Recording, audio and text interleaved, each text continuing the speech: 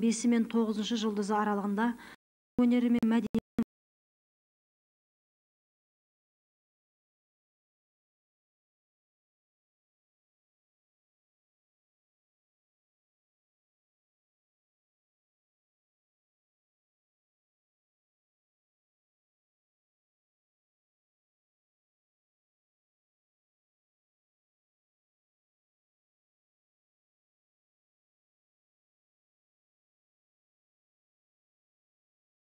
Қастеев атындағы өнер мұражайында сыр бойы қылқалам және қолөнер шеберлері туындыларының көрмесі ашылды. Көрменің ашылу салтанатында Республика мәдениет министрінің орынбасары Есмұхан Обаев, халық суретшісі Айша Ғалымбаева, ақын Фариза Оңғарсынова, мұражай директоры Байтұрсын Өмірбеков сөз сөйледі. Көрмеге қолөнер шеберлермен қатар белгілі қылқалам иелері Қайырбай Зәкіров, Өркен Мамақова, Ордабаев, Кененбаев және басқалардың туындылары қойылып, көрмеге келуші жұртшылыққа әдемі әсер сыйлады. Мен бүгін көңілім өте толық. Бүгін өзім байып тұрмын. Әрине мен көп жыл сабақ берген кісі осы жерде, сондықтан мына балалар көбісі менің қолымнан өткен баяғыда. Сондықтан мынау Қызылорданың суретшілері көп, біздің неге қарағанда олар күшті суретшілер. Күшті болғанда әрқайсысы өзінің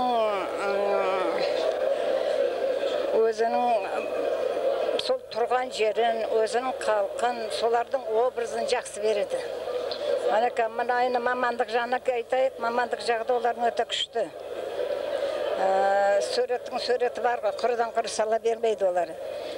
Орысша айтқанда профессиональный жағы дейді, сол енді не жағы өте күшті, енді сурет жағы. Мен оларды көргенде қатты қуанамын.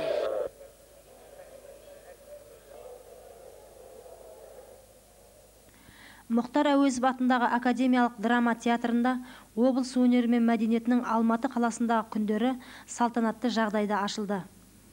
Салтанатты Қазақстан Республикасының мемлекеттік хатшысы Әбіш Кекілбаев сөз сөйлеп ашып, Республика президенті Нұрсұлтан Назарбаевтың құттықтауын оқыды. Егемен еліміздің ерекше қымбат мерекесі, тәуелсіздігіміздің 5 жылдығы аясында Астанамызда облыстардың күндерін өткізу шарасын Қызылорда облысының бірінші болып бастап отырғаны үлкен ғанибет делінген президент құттықтауында. Елбасының осындай жылы лебізді құттықтауы оқылып болғаннан кейін сыр елі өнерпаздарының үлкен концерті басталды. Концерттік бағдарламаны талантты ақын композитор Лена Әбдіқалықова өзінің сыр елі әнімен ашты.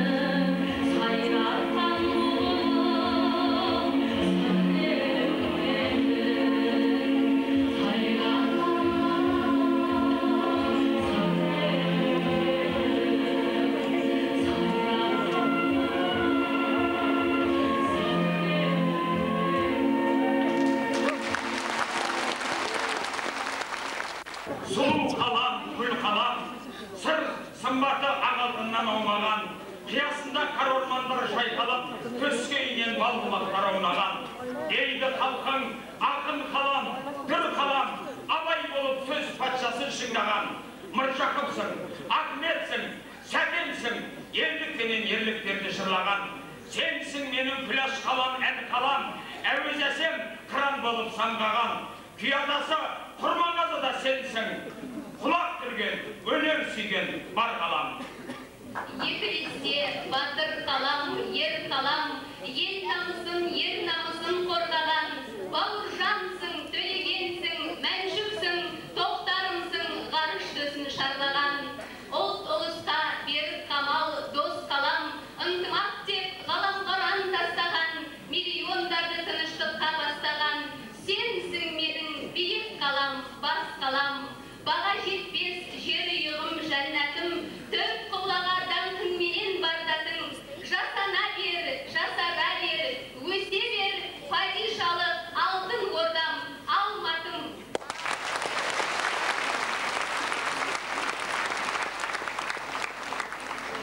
Армысыздар астаналық ағайын. Кеш жарық, құрметті өнер сүйер қауым. Сіздерге ақ маржандай күрішімен, ел байлығы ырысымен, байқоңыр ғарыш айлағымен, қазыналы қыртысты қойнауымен, қаралтындай мұнайымен, табиғатының шырайымен, даңқты сыр елімен, ән мен күй жыр елмен жалынды сәлем.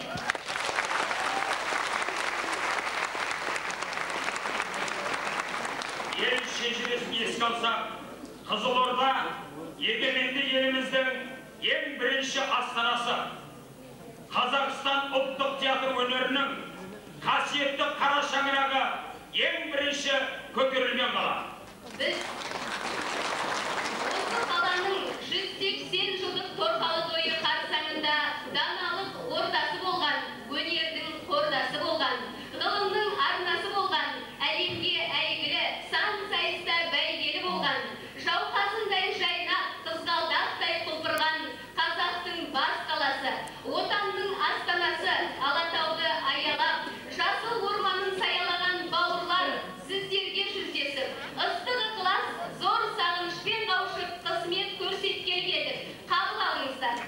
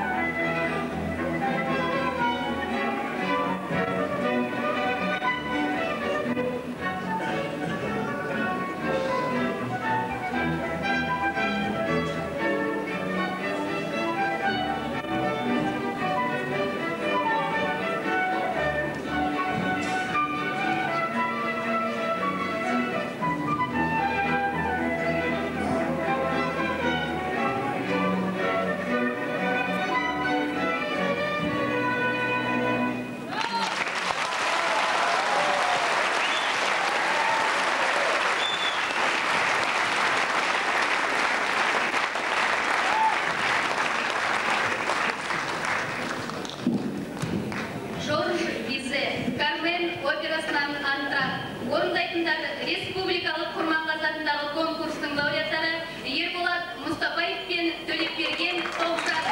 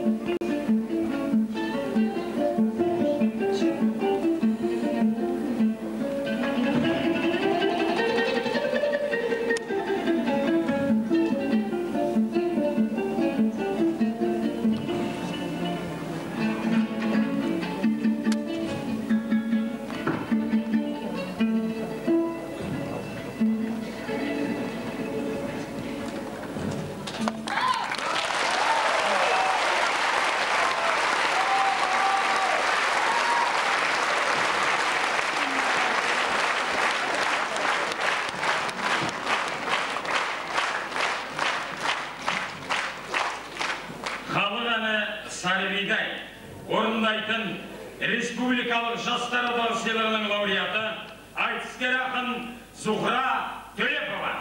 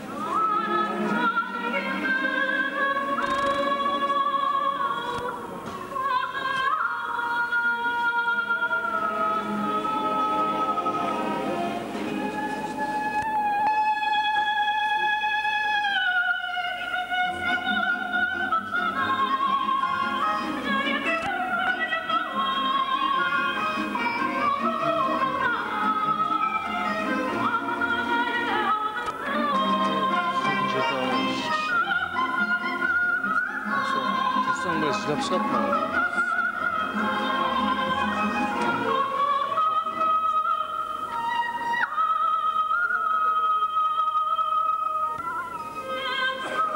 Ya syönk olmadı.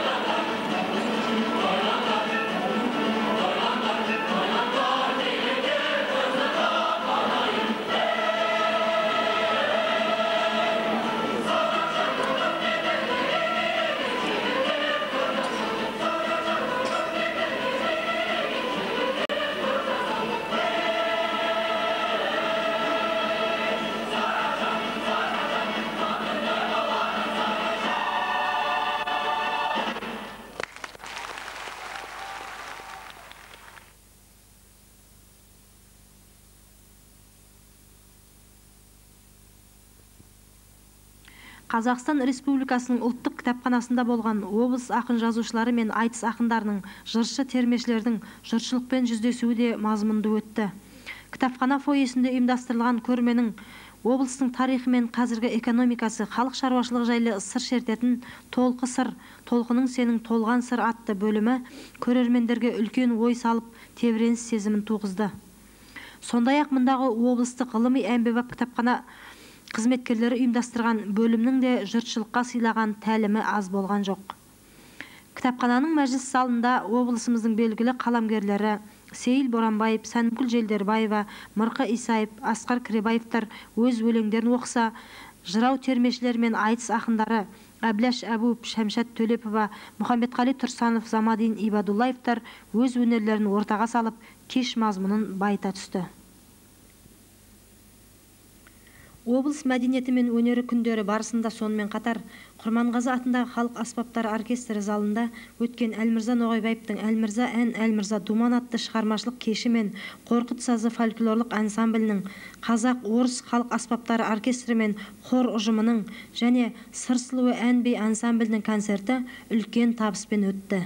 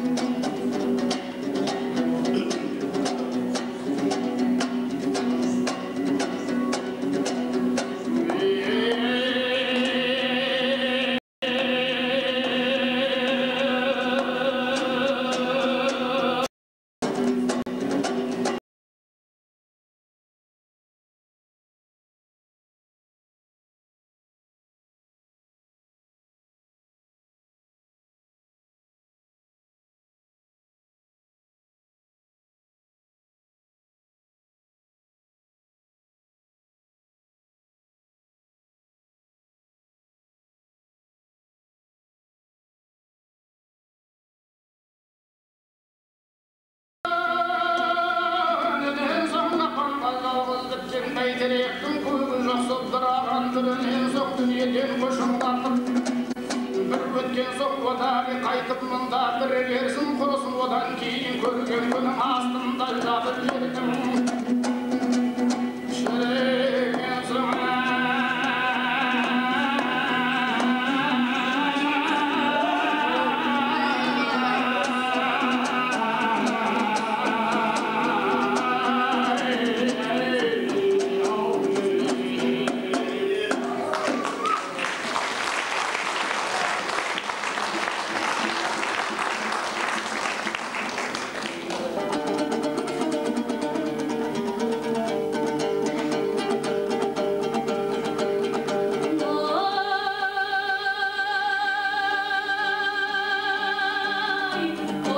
Sen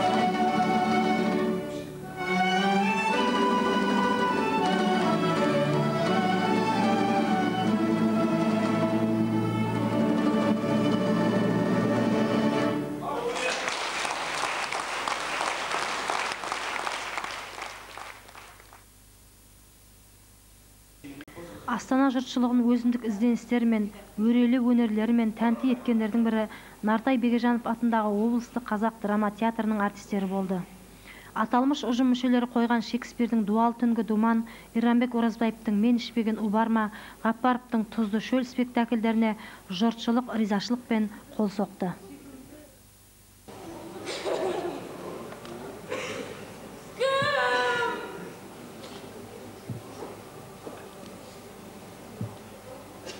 Телефон.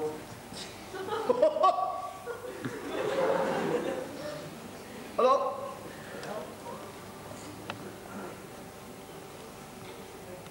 Алло. Алло. Маған сыртқы істер министрін қосыңыз. Тығыз түрде.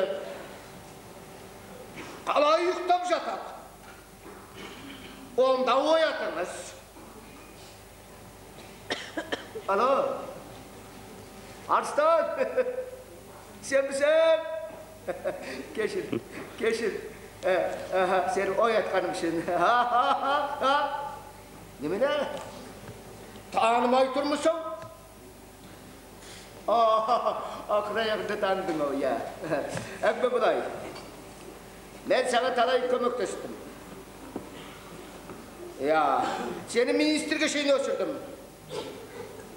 Senin mağan kömeğin bacak. Qanday deymisin? Sen bizim үйде болып, ана менің қыздарымды көрдің ғой. Iya. Men sol қыздарменен шетелге гастрольге шығуым керек. İstanbul'a, Singapur'a, Katmandu'ga. Ya. Жалпақ әлемде қыздарыма көрсетуім керек.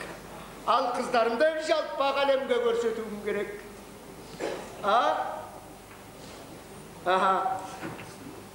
Сондықтан сен қысқасы маған жарты жылға виза рұқсат қағазы керек. Көмектесе аласың ба? Ару қала Алматы аспаны мен Асқақ Алатау аясын 5 күн бойына ән мен жырға тұндырған облыс өнері мен мәдениеті күндерінің жабылу салтанаты Мұхтар Әуезов атындағы академиялық драма театрында болды. Салтанатты кеш қаласының әкімі Шалбай Құлмаханов, Республика мәдениет министрі Талғат Мамашев, облыс әкімі Бердібек Сапарбаев сөз сөйледі. Қадірменді қауым, құрметті 5 күнге созылған Қызылорда облысының Алматыдағы өнер мен мәдениет күндерде өткен сияқты, осы күндері Астанадағы сарайлар менен театрларда, площадьтар менен, онда талай предприятияларда көп кездесу болып, сыр салтанаты қанатын кеңінен жайылуға болады. Оны алматылықтарда шын көңілмен құшақ жая қарсы алды десек, о да орынды сияқты. Ел іші өнер кеніші дегендей, сол Сырдария елінің жағдайының жеткен жетістіктері мен табыстарын егеменді елімізде өз орнын бәрін өз бояуымен қаз қалпында көрсетілген сияқты. Астанамыздың талым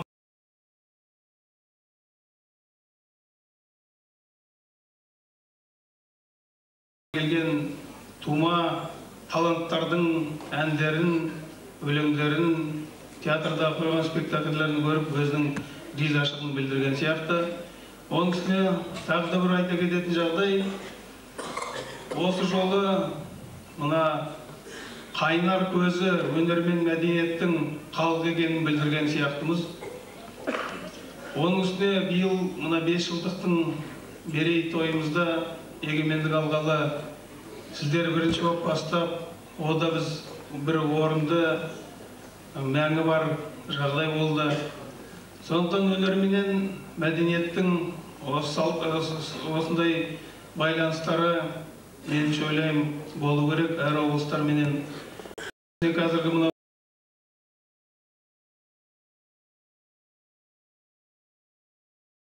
нығайтуға, оның үстіне осы жолы келген талай жас таланттарды, келешегі бар жастарды көрдік. Оларда келешегімізге өзімізге керек.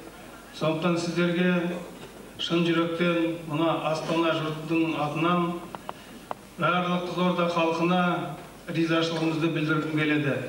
Астанадағы өткен күндеріңіздің бәрі меніңше ойлаймын мәнді, осындай қадамдарыңыз құтты болған сияқты.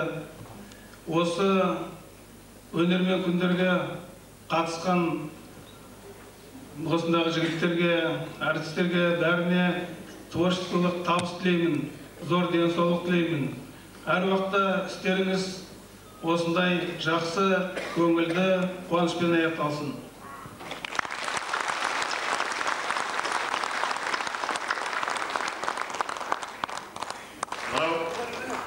Бір-екі өнер ұжымдарын біз Қызылорда облысынан келген марапаттасақ деп отырмыз.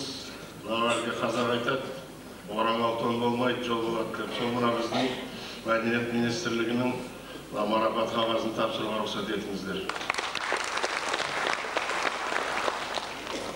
Қызылорда облыстық Нартай Бекежанов атындағы драма театрының ұжымы Тәуелсіз Қазақстан Республикасының 5 жылдығына арналған Алматы қаласындағы Қызылорда облысының күндеріне қатысқан үшін осы құрметті грамотасымен марапатталады.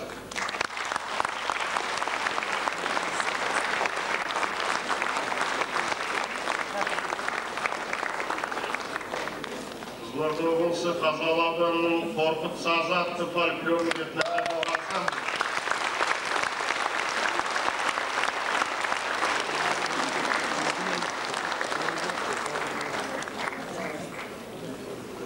Қызылорда қаласының Сыр сұлу атты ән-би ансамблі.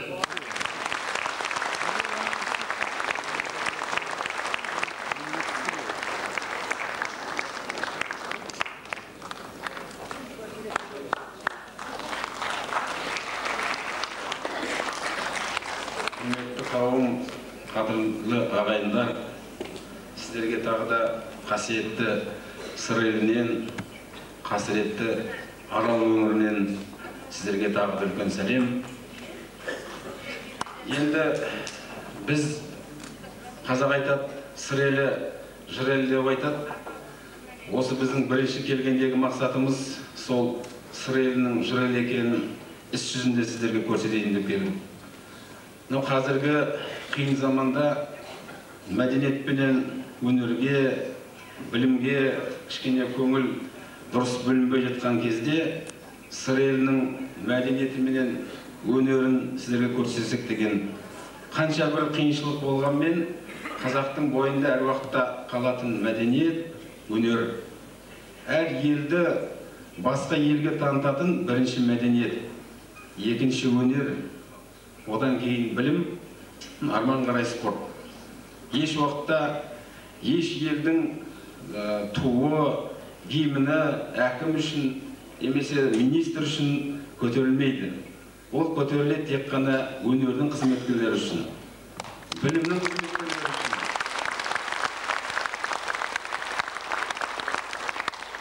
Біз әр уақытта өнер менен мәдениет қызметкерінің алдында басымызды иеміз. Жаңа Тәкен дұрыс айтты, біздің бергендегі ұсынысымыз сол бірінші осы қиын кезде халықтың онша бір жақсы көңіл болмай тұрған кезде шамалы да болса қолымыздан келсек, осы Астана жұртшылығын кішкене көңілін көтерсек деген. Осы Астана халқына сыр елінің өнері мен мәдениетін көрсетсек деп келдік. Мынау енді 5 күн болды. Біз өте ризамыз. Мен бүкіл сыр елінің атынан осында келген 400-ден астам жаңа Тәкен кішкене ұялыңқырап жартысынан айтты, емесе біз 400 адам келдік.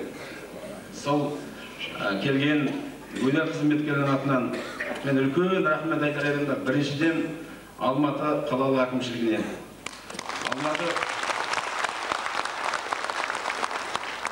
Біз бәрін жақсы түсінеміз. қазіргі заманда ерігіп жүрген ешкім жоқ, бірақ соған қарамай өздерінің уақыттарын бөліп, өнерге, мәдениетке деген өздерінің көңілдерін білдіріп, сол бірінші келгеннен бастап вокзалдан бізді күтіп алып, әрбір біздің ауданнан келген біздің өнер қызметкерлеріне өздерінің бір аудандарын бөліп қойып, сол ауданның кісілері біздің кісілермен бірге таңертеңнен кешке дейін болып, соларға жағдай жасаған үшін үлкен рахмет. Біздің енді тілейтініміз бірінші осындай әр уақытта еліміз аман болсын. Мынау халқымыздың жүзінде дәл бүгінгідей күлкі болсын. Біз Қызылорда облысының халқы, мәдени қызметкерлері, өнер қызметкерлері осы сіздерге халық үшін жұмыс істеуге әр уақытта дайынбыз. Тағы да үлкен сіздерге рахмет айтамыз. Біздің әр уақытта сыр еліне қош келдіңіздер. Сіздерге қызмет істеуге дайынбыз.